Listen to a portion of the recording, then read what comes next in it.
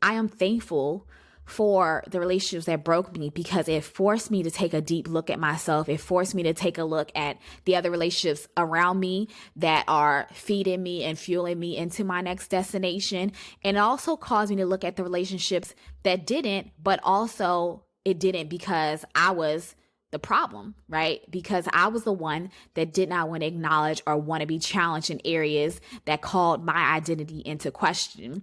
And so for you all, the next tip or takeaway is I want you to know that sometimes we avoid or even villainize relationships that shakes up something within us because we aren't ready to address the situation. We aren't ready to address the identity crisis that we're going through.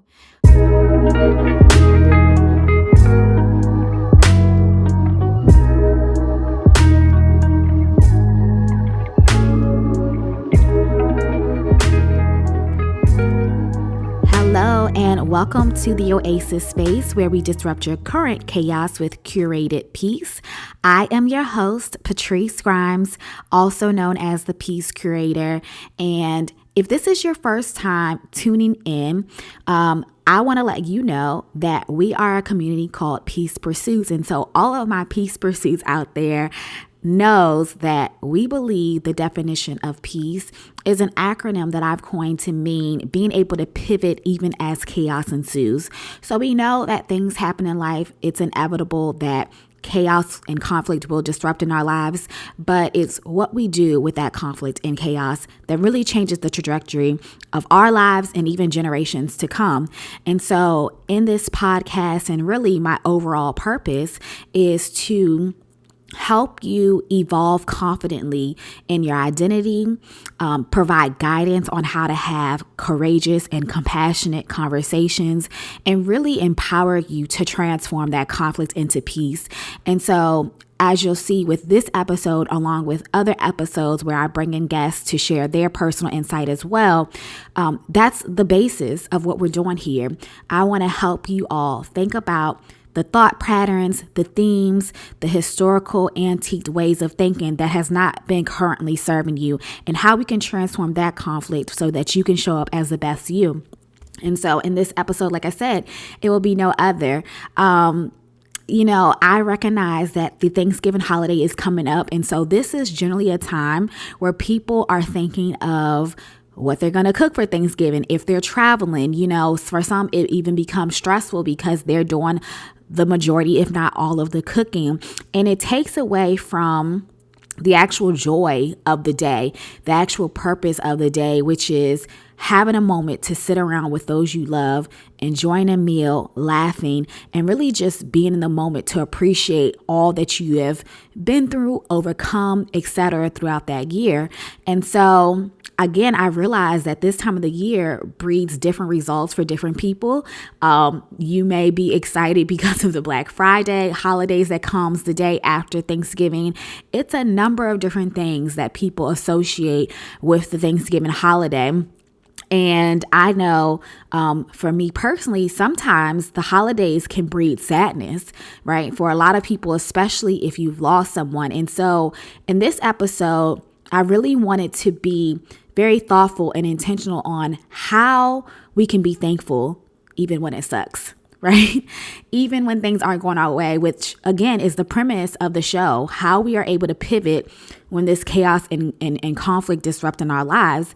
And so, I know that for me, over the past several years, Thanksgiving and the holidays in general have taken a different spotlight, so to speak, in my life, right? I've had a different perspective on them. It's less about the food and more about the family. And it really makes me pause and contemplate the things that I'm really grateful for, the things that I'm thankful to have or not to have for that matter. And like I said, it also sometimes breeds a period of sadness, right? For those that are no longer with us, for maybe opportunities that we've lost.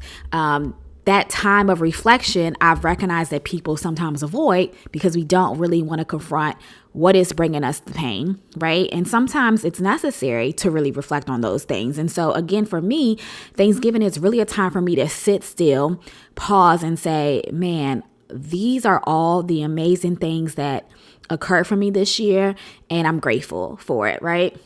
On the flip side, I had recognized last year that around this time of year, not only does my countenance drop, but my family's, right? So anybody that knows me personally knows that I had an aunt that passed away from cancer some years ago, probably about 7 years ago now. And it probably still hurts like it just happened. And I know I would recognize within myself, like, although it was joyous, there was also this period of intense sadness, right? When we would think about her, we would think about the delicious pies or cakes that she would be bringing to Thanksgiving or Christmas. We would think about her laughs and her jokes and the things she would say. It was a hole there. It is a hole there. And so for me, I had to come up with something else because I was like, what else can we do besides just being sad, right? This is not okay for me anymore. I recognize these are normal feelings of grief that likely will never go away. But is there another way that I can change how I feel about the holidays? Is there another way that I can empower myself to really have peace around the holidays and really infuse it more with joy than the pain? And so out of that, I talked to my family and I told them that I had acknowledged what it was that I was saying around the holidays, even if they didn't want to acknowledge it themselves.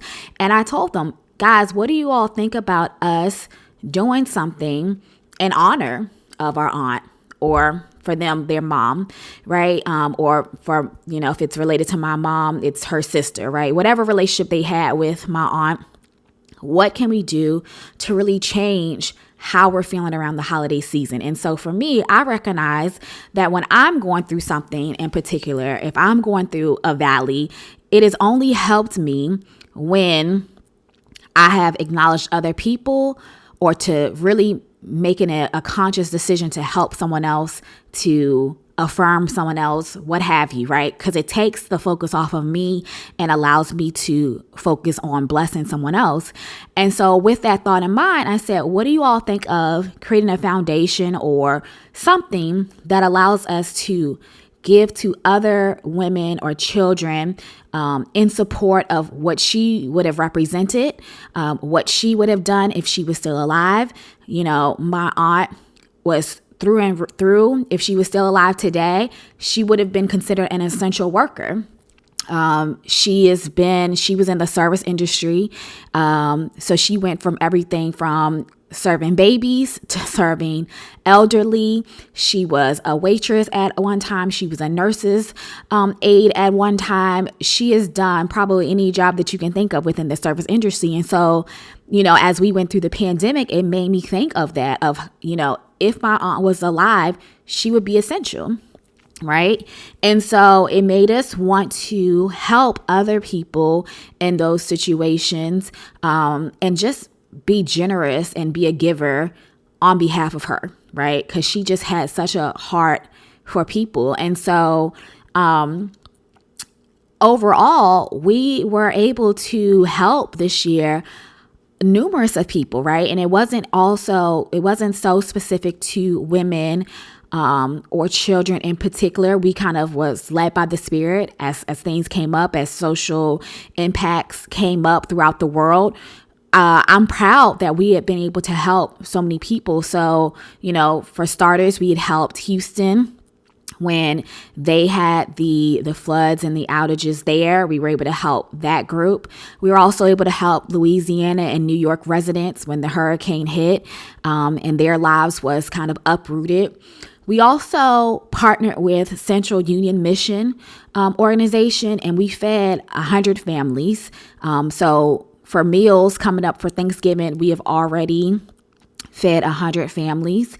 And also, one of the other more recent things we've done is partnered with National Birth Equity Collaborative, which is a group that supports particularly Black mothers in their pregnancy, right? So we know within society, unfortunately, Black women do not get the same type of care as people of other races. It's oftentimes they may come in and say, oh, I don't know, something's not feeling right, something's a little off. And it is somewhat brushed off as, oh, it's just this, or, oh, don't worry about it, this is natural. When in actuality, there is something that's wrong. There's something that could have been prevented. And then they end up having complications with their pregnancy, or there's a birth defect or something of that nature, right? And so again, in the spirit of my aunt and knowing how she was a Black single mother, as well as just had a love for kids in general, that was something that we wanted to partner with. That how can we help these women in the early stages, right? Before the baby is even here, how can we support them so that they can get the best medical care? And so that's something that I'm very proud of, I'm grateful for. And I like to believe that now this year, as it's rolling around, I've focused a lot less on being sad and missing her and what she would have brought literally to the table for Thanksgiving, and have been able to find joy in knowing the hundreds, even thousands of people that we've blessed throughout this year. And so I like to believe, and I kind of visualize her smiling down on us, saying she's proud of us, and thanking us for carrying out her mission, passing the torch to us, even though she's not here. And that makes me proud. It makes me happy to know that we are able to keep her name alive, so to speak. And so that's one of the things that I think of for this year as being thankful for, right? Having the resources, having the want to, having the desire, having the heart to bless people, just like my aunt would do, right? So for you all, the reason I'm sharing this is because, one of the tips that I want you all to be thankful of, or mindful of when you are being proactive in your thankfulness, even when it sucks, is, if you've lost someone dear to you, I want you to think about how you can redefine their loss by honoring them, right? And it doesn't mean you have to do the exact same thing that me and my family has done. It doesn't mean that it always has to be financial support or sweat equity. Sometimes it's honoring them by pulling out a specific characteristic of theirs that particularly impacted you and implementing it into your own life. So, for example, if you had someone near and dear to you that you recognized was always someone that was encouraging other people, or you found that this person was always very generous, right? How can you implement one of their characteristics that you absolutely adored and become more encouraging to people, right? Could you take the people at your job? Could you take family members? Could you take a stranger even and pause for a second to acknowledge that that person's countenance is low, that person's nonverbals is expressing to you that they could use a little pick-me-up, or just leaning into spirit to say, this person likely needs some encouragement today. What would X person do?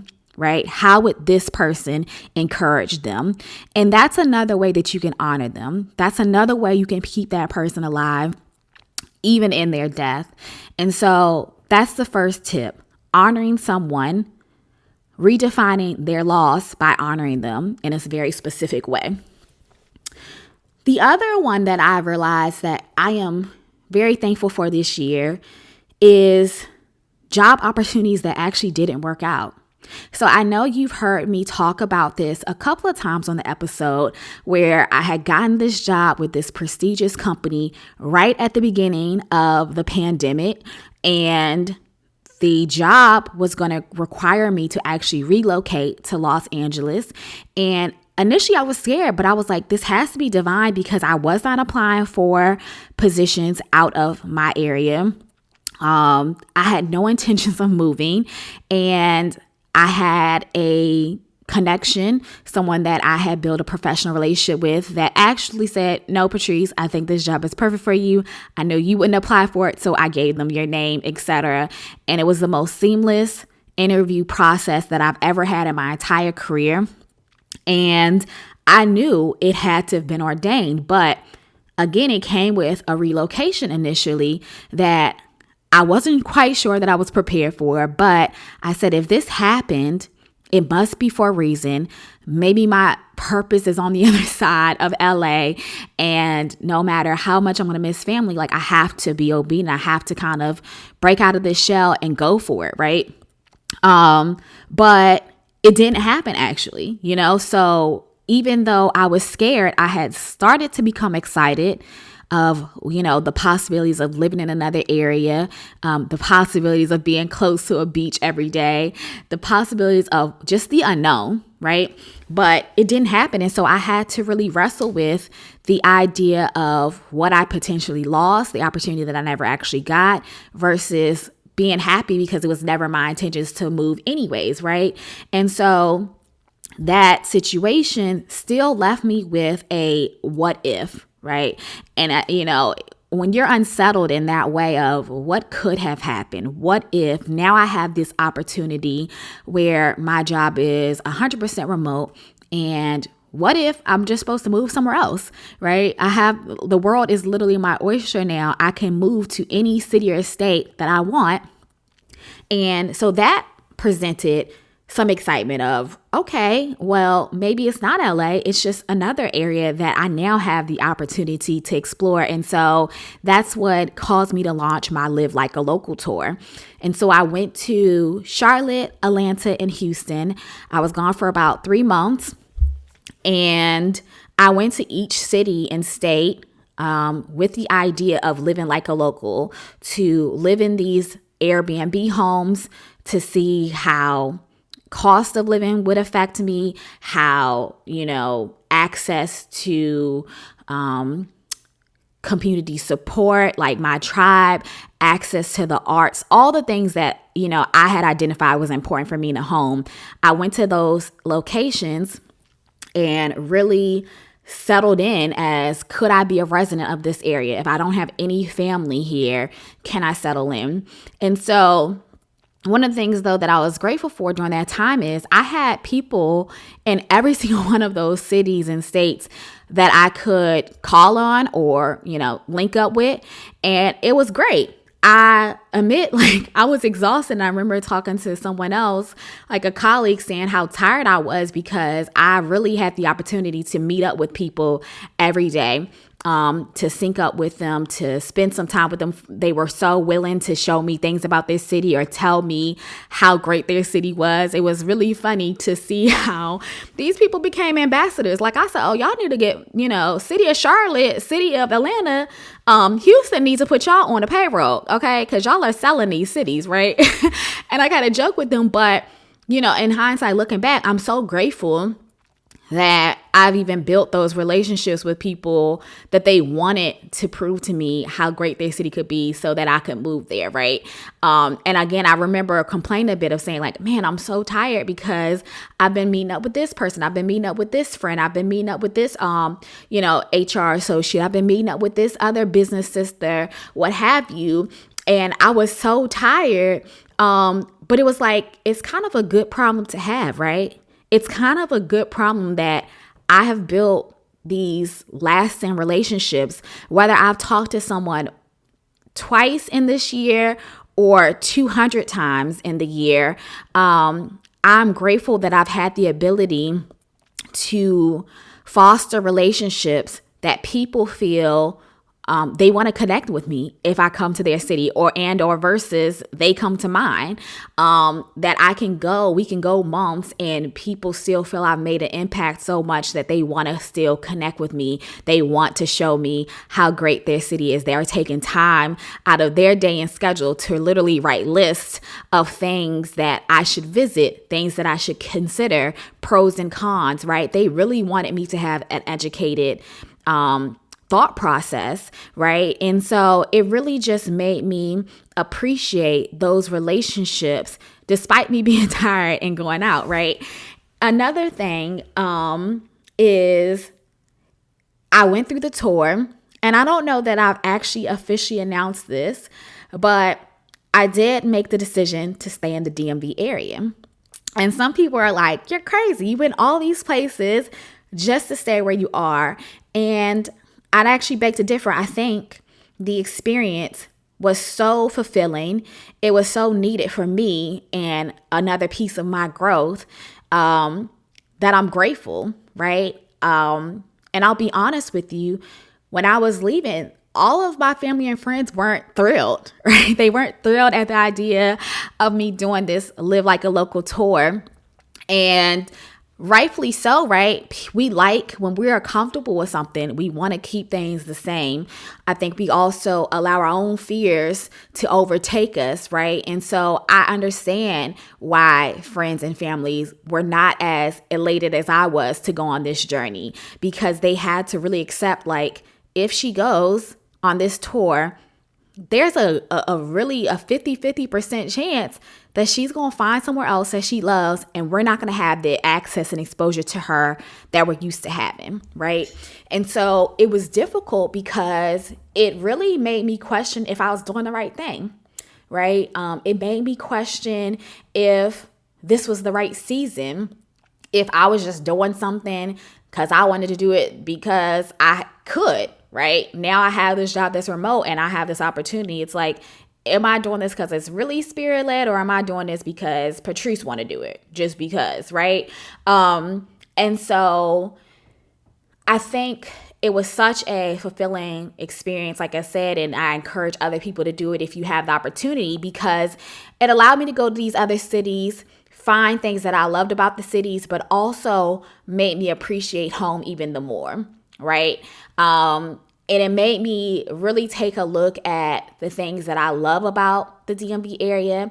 It made me really dive into places that I actually had not seen in the DMV area. Despite living here the majority of my life, I know there are a lot of gems within the city that I really hadn't explored, because we get so complacent and comfortable with our regular day-to-day routine. We may go to the same gas stations, the same restaurants. You know, I have this one Thai restaurant that I love here in the area that I'm generally not willing to explore something else, right? I don't really want to try another Thai place because I'm like, y'all not gonna get it right. The spice ain't gonna hit like this place here, right?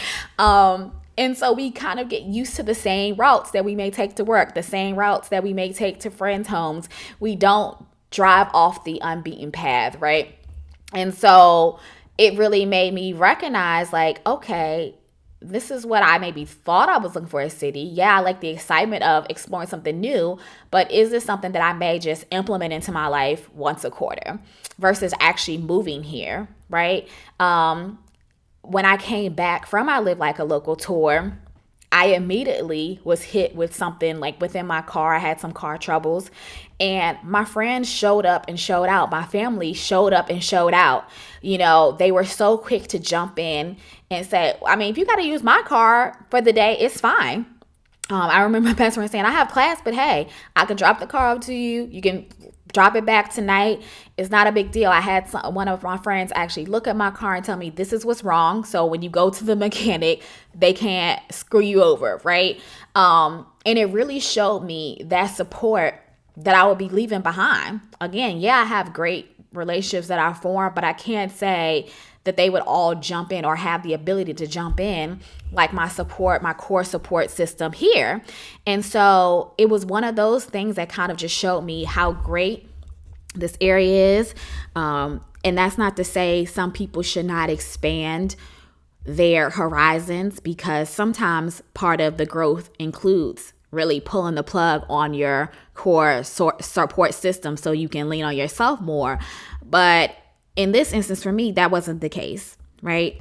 And at least not in this season. I can't say that I would never move, but for now, DMV is home, right? And so again, though, despite these situations, despite thinking, man, I'm supposed to move to LA, now I'm not. Despite going to live like a local tour, thinking I'm going to move somewhere else, but then I decided not.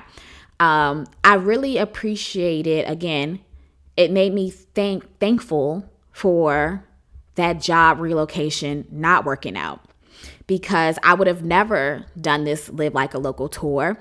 I would have never really leaned into myself to find out what I really want in a home and what home means to me.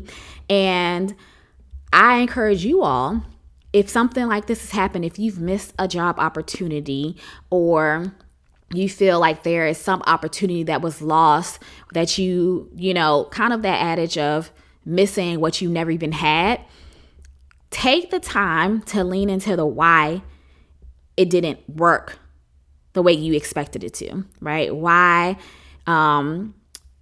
it didn't work, because it possibly was setting you up for something even better, right? I had to really acknowledge, again, knowing that friends and family were not particularly thrilled. I had to know that you cannot allow your purpose to be delayed because it's inconvenient for someone else.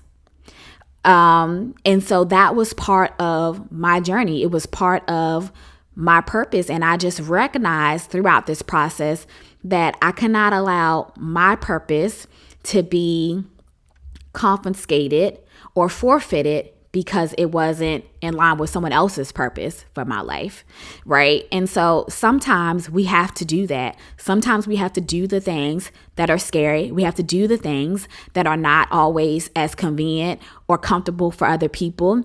We have to still press forward, because we have to know and be sure that the decisions we are making are in line with our life and not others, right? And so again, the next tip or the takeaway that I would take from this and encourage you all to think about is, if there are opportunities that are missed, what setup could be approaching or in the horizon for better, right? It's a reason why it didn't work. I'm a firm believer that if it's a line for you, then it's a line for you. It will not pass you, it will not miss you, and not skip over you or any of that, right? And so if you have an opportunity that you feel like, man, I could have had this if this happened, or I would have done this if this happened, don't even think from that mindset or that perspective. You have to acknowledge that it did not work for a reason. And if it didn't, is there something else greater on the horizon? How can you embrace and lean into what's to come?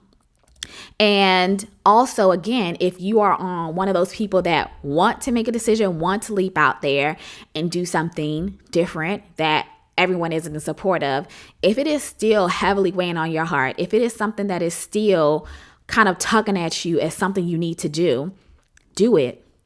Be okay with disappointing some people sometime if it means aligning yourself to what is greater for you, aligning yourself to the better version of you. I guarantee you that even though people are not thanking you now, they will thank you in the long run, because when you honor yourself to be the better version of yourself, the people who truly love you and are aligned to you also benefit. They also reap those benefits, right? I like to think of it as an overflow. When you fill up your cup, and think of this visualization, when you fill up your cup and it spills over someone else's beside you, the residue of your overflow falls onto them. It would fall onto their hand or their leg, whatever is close near the cup, right? And they also get to experience the better version of you, rather you staying within your own means, your own bubble. They do not get the opportunity to grow because you're also not growing, right? So you have to think that growth begets growth. And so if you keep yourself stuck, you have to think about what other people are you potentially keeping stuck because of your disobedience to not honor your growth process. So that's the second tip as to what you can do to be proactive in your thinking, even when the situation sucks. My last one that I really recognize as being thankful for is the relationship that broke me, because it actually forced me to take a deep look at myself. And what I mean by that is because a lot of people, we don't like to acknowledge the relationships that hurt so much, the ones that brought us so much pain. It's much easier to play the victim in those roles, right? And so you all, again, if you've been a listener of mine for any amount of time, you know that I've discussed a relationship that I had in the past that really was the catalyst to me changing the trajectory of my life, really changing and making the commitment to heal myself, and really the catalyst for my business and what I do and how I show up today. And so I talked about this relationship as how, it was in some ways misleading. It was disruptive. It was manipulative. There was infidelity that really shook me to my core. But what I haven't talked about is how this relationship had called into question some foundational roots that I battled within myself, but I refused to acknowledge it out of fear. You see, he was someone that would question things about me. And this is why I stress the emphasis on really knowing who you are, really understanding your identity and what you stand for, because I did not have a sense of identity at the time. I was very much okay with going along with what other people wanted me to do or needed me to do for the act of pleasing them, because again, I was in this state of, the more I do, the more I please, the more I perform, this is going to gain myself access into these people's hearts, right? Because I did not have a strong sense of self. So anything that was called into question presented conflict for me because I didn't actually know who I was, right? And I didn't have any peace in the situation. So a lot of times we would get in arguments over things that were based on foundational roots in my life that I wasn't quite sure I technically believed myself, but it sounded good, or it was right in those moments because it's what I was used to doing, used to being. And so a lot of times for me, I felt like when he would call into question some of those foundational roots, I thought it was a personal attack on me or people I love or processes that I had been doing. In my mind, I'm thinking, I've been doing this all my life, so who are you to tell me it's wrong? Or who are you to even question the validity, right? And so acknowledging that sometimes even the relationships that weren't the most positive, it likely was teaching me something. It was preparing me for something. It was preparing me to really take a close look at my own identity and say, is this actually in line with who I am or who someone else is or what someone else wants me to be? I also realized, I was having a conversation with a friend recently, and she knows that I started my business earlier this year. She also has a business, and she admired just how hard I was working at it, what I was doing. She felt it was something that I've always naturally been accustomed to, where I affirm people and work on them and build confidence and help them kind of transform that conflict into peace. It's something that has actually been a natural part of my life that I didn't recognize until sometimes people have to call it out of you, right?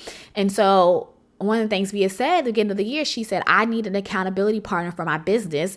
I know you'll keep me on straight. And I would reach out to her a few times. And then for me, I'm one of those people, like, if you don't really receive it or acknowledge it, then it's like, okay, you're not for real, you're not serious. So let me go about my business. Let me keep on minding my Black business, okay, and do what I got to do.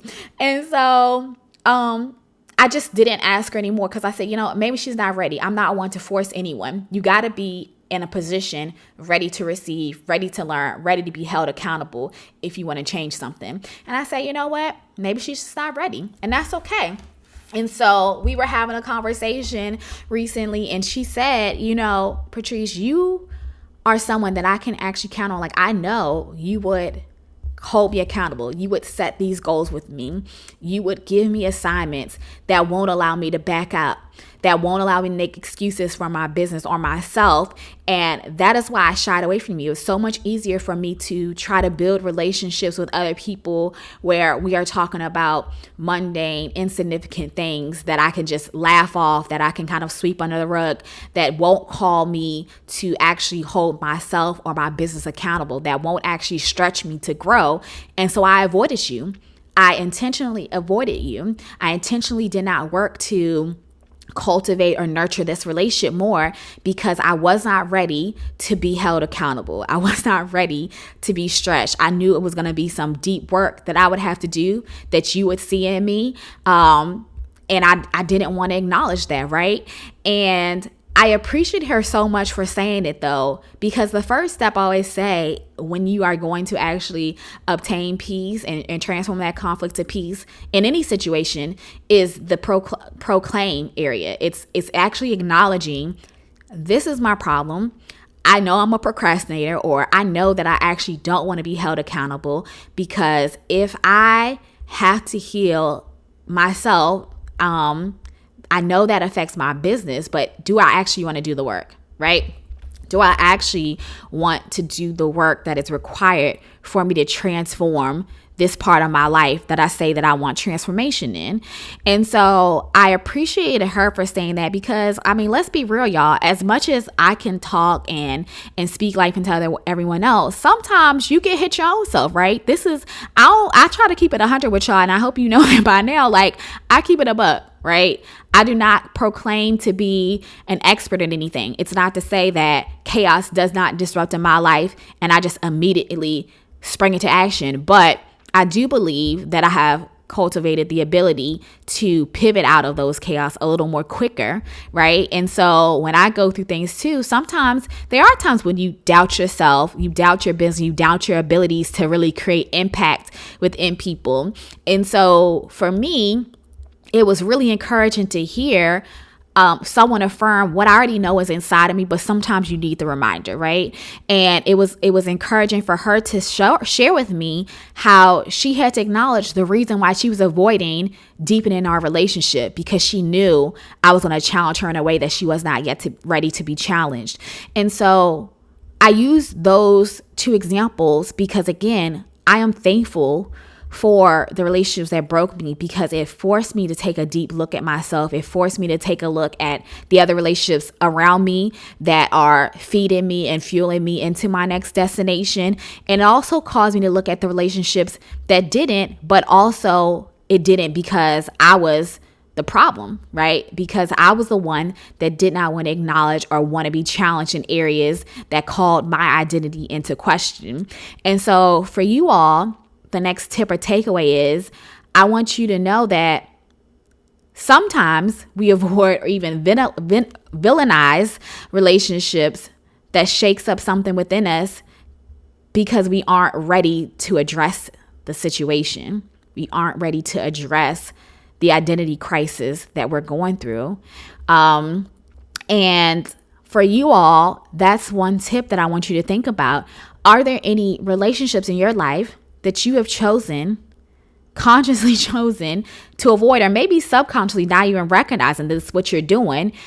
That is there a relationship that you have avoided or even villainized because it's actually shaking up something within inside of you, that's actually called into question your identity, that is actually something that you recognize is going to challenge you to take you to the next level, but you like, I ain't ready yet. Nah, pimp. Like, I'm good. I'm good right where I am. I'm comfortable right where I am. I don't need to be challenged anymore. I don't want to be stretched anymore. I'm okay with the status quo. Because we have to acknowledge that even in those relationships that don't show up the way that we expect or hope for them to be, there's a lesson. There's always a lesson. What do they say? It's a blessing in the lesson, right? And so sometimes we have to acknowledge that, because, again, it is so easy to be victimized or villainize someone else for something that you actually do not want to take accountability for, right? And so in closing, I really just want to encourage you all to take this holiday season and think about what you're thankful for. And I don't mean like the basic surface level things, right? Like, yes, food is important. We should be thankful for food because it is a lot of people that are not being fed or they don't have something to eat. But I really want you all to think about what you're thankful for. If there are areas of growth that you have seen within your life that you can be thankful for, because I'm a firm believer that you cannot be thankful or you can't appreciate something unless you've had the negative, the adverse reaction to it, right? We cannot appreciate light if we've never experienced darkness. We cannot appreciate happiness if we've never experienced extreme sadness. We cannot appreciate wealth if we've never been poor. And so we have to appreciate these negative situations that occur in our lives, or what we appear or think to be negative, right? Until we change our mindset on it. But we have to appreciate those situations that didn't seem to work out how we thought it would, that seemed to have broke us, that seemed to have created loss in our lives. We have to appreciate those to really appreciate the goodness on the other side. The values that it's created in us, the ways that it's caused us to strengthen who we really are, our identity, and knowing that we're confident in who we are no matter what anyone says or does or doesn't do or say, right? Appreciating when those missed opportunities show itself because we know that there is something actually a better opportunity that we didn't even recognize could be available, right? Sometimes we limit ourselves to things. We box in the blessings that we can obtain because we don't think something else even bigger and better is available to us. But we really are limiting our blessings by thinking there's nothing more, right? And so sometimes we have to experience those, quote, missed opportunities to really see the beauty in the bigger blessing that's coming for us, right? And so, again, I'm encouraging you all to think about when you think this Thanksgiving, when you have time away from cooking or with the family and things like that, I want you all to actually actively take some time as the holidays are drawing near. It can be the day of Thanksgiving, it can be before, the day right after, whatever. But I want y'all to take some time, at least 30 minutes, right, to sit quietly and reflect. What am I most thankful for, right? What can I learn from these situations that sucked? There's no other way to put it, but because we know that in those moments they sucked, right? So what can I learn from these situations that sucked? And when we talk about being proactive with peace, the last takeaway would be like, as I go into these new situations, how can I honor myself by proactively positioning myself to grow, even if it doesn't turn out the way I want or expected it, right? I believe that if we go into situations with the expectation or knowledge of knowing that, hey, this situation may not turn out how I wanted it to, how I actually desired it to turn out. But if I go in with a mindset that it's happening for a reason and I can learn something from it, I can grow from this situation, then it changes the effect of the blow if and when it hits. Right? It changes us and it allows us to pivot more quickly when that chaos ensues. And so those are the things I want you to think about as this Thanksgiving approaches. I am wishing you all a wonderful holiday season. I'm wishing you all wellness and blessings. I am wishing you all the opportunity to just reflect and breathe and be present, right? I know with this social media age, people be so pressed, y'all, to post them little Thanksgiving plates. Like, girl, sir, we all eating turkey. We all eat macaroni and cheese. We all eating greens. Like, we don't need to see this. Okay? Like, if that's your thing, okay, cool. I ain't gonna knock you. But aside from posting the plate for Thanksgiving, I really want y'all to take the time to be present, to actually be thankful for the plate that you're posting. Be thankful for the relationships you have in your life. And just take in the moment. Really feel what the moment feels like. Take in what is bringing you joy and even what is bringing you stress, right? Acknowledge it within your body because, again, we don't oftentimes take the time to really process what we are feeling in our body, the emotions that are erupting based on certain situations. So take the time to be present this year. If you are fortunate enough to have family that has survived this pandemic, because we know so many lives were lost. And that's one thing that I didn't speak about, but of course for me, extremely grateful that I had not only really not lost people to the pandemic, but I've gained new life. Our new baby cousin that I'm gonna plan to spoil rotten on Thanksgiving when I see her. And so again, you all, I cannot stress enough to be present. Don't be so focused on being on social media and posting the images that you want people to see. Think of the actual image that you are. And if there's something that you can change even before the end of the year, if there's a way that you can grow even before the end of the year. And I want you all to think about these things, okay? I will see you on the next episode. But before we do that, I want you all to, of course, like, share, and subscribe. If this episode was any beneficial to you, if it resonated at all with you, I'd love for you to share your key takeaways with me. That's one thing that I feel like a lot of people, they take things away from the episode, but then they just immediately share it. And it's great because I want you to do that. I want you to share with someone else that you think will receive some benefit from it. But I also want you to tell me, like, what was a takeaway from you? Like, I want to know if this is content that you like to hear that's helpful. What was most helpful for you so that I can know how to strategically plan similar content or something around these subjects, right? And also, again, we have this Facebook community that we discuss the episodes a little more in detail, to intimate community. It is our Peace Pursuits community. So of course, I'll post that in the show notes link if you'd like to join us in that community. Our Peace Pursuits always know about any other products or services ahead of time. And, follow me on social media because, listen, my IG crew will tell you on my stories how I cut up sometimes, how we just enjoy each other, how we talk about dance challenges like the Omarion challenge and things like that. Look, I'm trying to plan a dance routine right now with a few people. Okay. So it's just another way to engage with me and grow with me. And I'd love for you to follow me at The Peace Curator on Instagram and, Patrice Grimes on Facebook and all of those other platforms. Until next time, I want you to live your best life and embody peace without ever compromising your authentic identity. Love and light, y'all.